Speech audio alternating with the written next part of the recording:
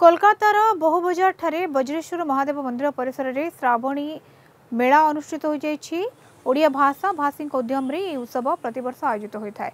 कार्यक्रम में ओडिशा सरकार संस्कृति विभाग पक्षरु बहु सांस्कृतिक दल जोग देइथिले। यह अवसर आयोजित आज श्रावणी उत्सव में आम ओडिशा आसीचु प्रवासी भाई मान द्वारा आयोजित श्रावणी उत्सव में सांस्कृतिक कार्यक्रम परिवेषण बहुत खुशी लगुच।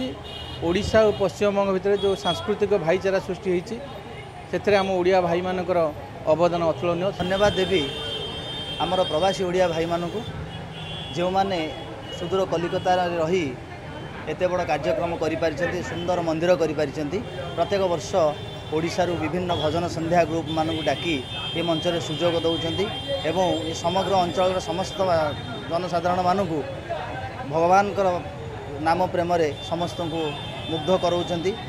आमर यही क्षुद्र परिवेश रे ओडिया माने किछि एकाठी होई परस्पर चांदा आदाय करी किछि सहयोग ने अन्य मानक ठार सहयोग रे दीर्घ 8 वर्ष हला एठी श्रावणी उत्सव पालन करूछंती। खूब जाकजमक होउची किछि लोक उपस्थित होउछंती।